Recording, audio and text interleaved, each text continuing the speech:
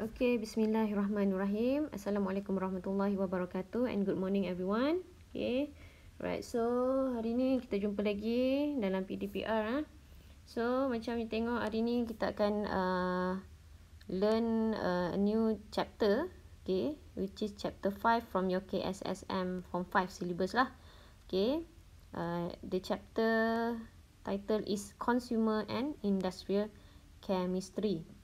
Okay, so actually consumer chemistry ni is a very important branch. Okay, satu cabang yang penting dalam proses penghasilan essential product untuk consumer lah.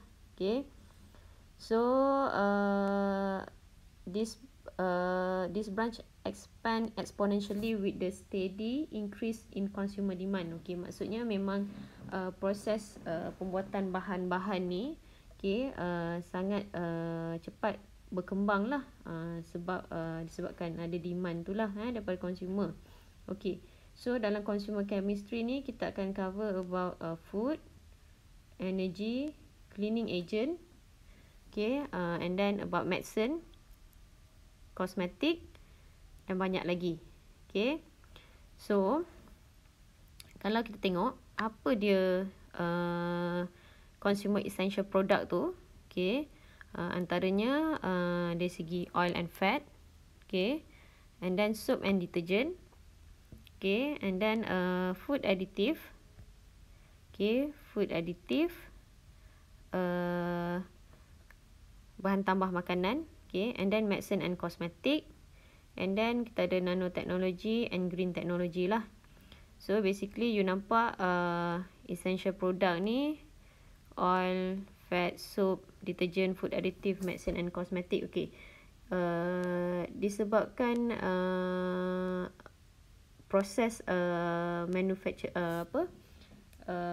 consumer and industrial chemistry ni bukan je untuk kita nak produce all of these consumer product ni, okay, untuk satisfy consumer punya needs, tapi teknologi pun kena dibangunkan, okay, kena integrated dengan latest teknologi lah. Contoh macam nanoteknologi dengan green technology ni, okay. So maksudnya proses manufacturing of the product, proses pembuatan produk-produk ni, okay, bila kita belajar about green technology ni, proses pembuatan produk-produk ni able to use energy more efficiently, effectively and environmentally friendly lah. Sebab tu nanotechnology dengan green technology ni dimasukkan sekali dalam consumer and industrial chemistry ni. Okay, so next, so today we will learn the first subtopic, okay, about oils and fat. So what will you learn is compare and contrast oil and fat. Maksudnya you akan belajar dari segi apa similarities dengan differences lah. Oil and fat ni nampak macam sama kan, tapi of course bila you terbayang oil, you nampak exist as liquid at room temperature. Fat macam you nampak lemak pada ayam semua tu kan, exist as solid. Tu antara differences lah yang you boleh nampak. Nanti kita akan belajar details lagi. Okay, and then you should be able to explain the conversion process of unsaturated fats to saturated fat. Okay, actually unsaturated fat ni boleh kita convert jadi saturated fat. Okay, kenapa kita nak convert? Adalah sebabnya. Okay, and then justify the uses of oil and fats in daily life. Okay, so basically oil and fat ni sebenarnya penting lah. Okay, kalau contoh paling senang kita tengok pada diri kita sendirilah. So antara importance of oil and fat ni, dia provide energy for our bodies. Okay, maksudnya fat and oil tu store energy, okay, as body fat. So bila cell respiration kita berlaku, barulah fat and oil tadi tu akan menghasilkan tenaga lah, okay, akan ditukarkan kepada tenaga. Okay, And then fat ni juga berperanan untuk berperanan dalam badan kita to absorb important vitamin. So you dah belajar kan dalam biologi apa vitamin yang vitamin ada dua jenis kan, satu water soluble, satu fat soluble. So fat oil and fat ni kepentingan dia untuk absorb vitamin yang fat soluble tu lah. Okay, A D E K vitamins tu. Okay. Okay, and then fats also needed to build cell membranes and produce certain hormones. Okay, and then fats also surround and protect vital internal organ in our body. Contoh kalau dekat kita punya organ-organ dalaman tu ada sikit-sikit lemak lah untuk protection. Okay, and then fats under the skin act as thermal insulator lah. Okay, untuk kita supaya tak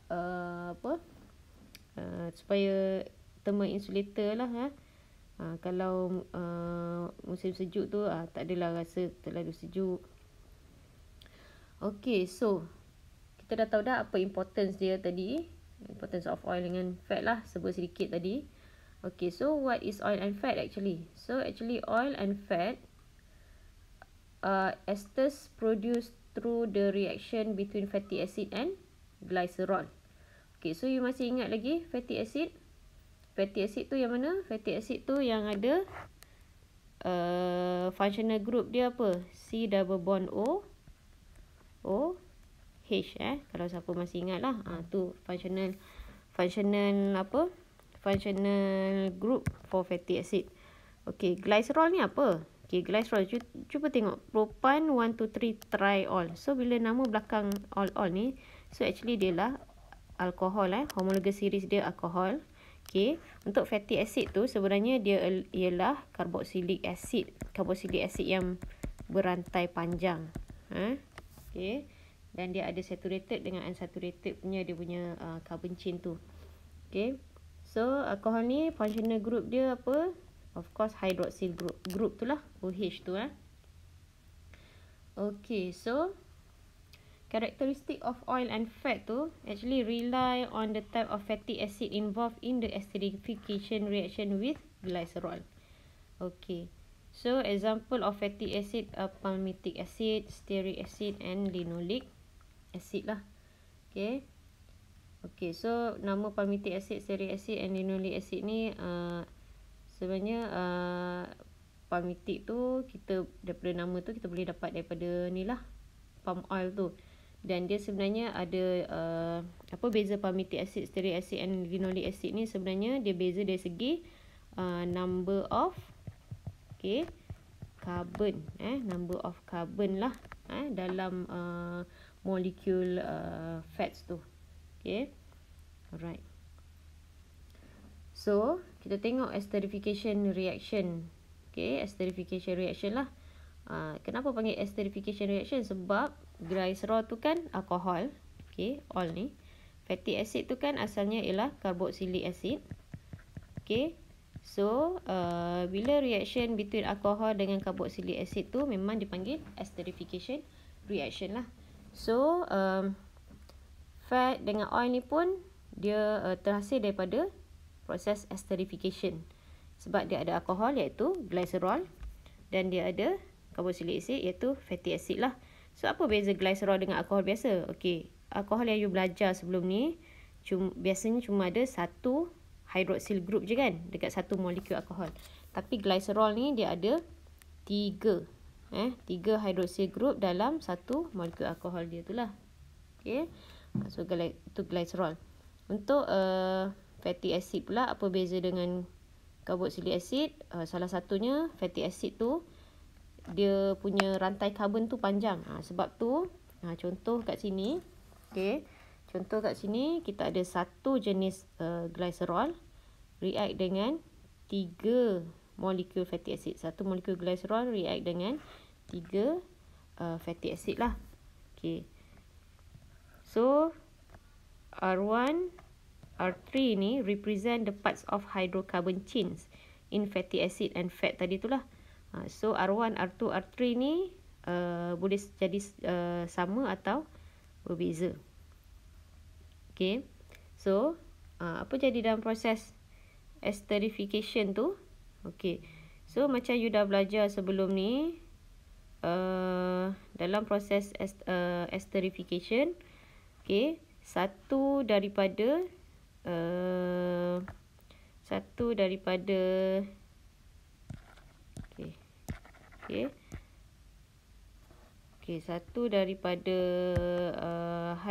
hidrogen, okay, satu daripada hidrogen atom tu akan disingkirkan, remove lah.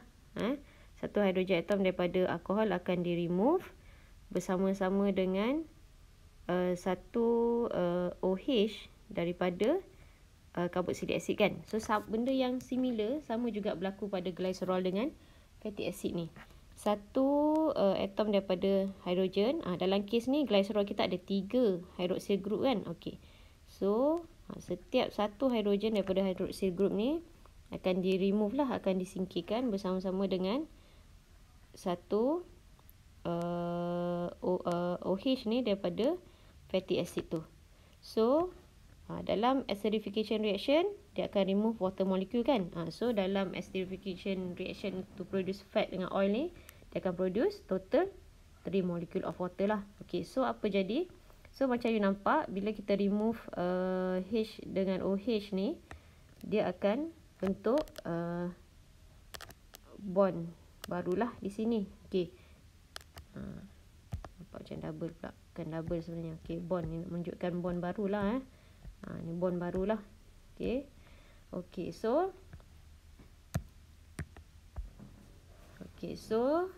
inilah kita dapat sekarang satu molekul fat. Satu molekul fat. You nampak ini tadi asalnya dari bahagian glycerol. Ini asalnya tadi dari bahagian fatty acid. Fatty acid.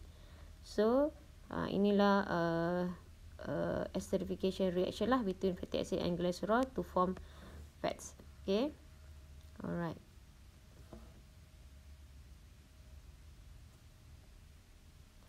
Okay, so kita tengok similarities of oil and fat.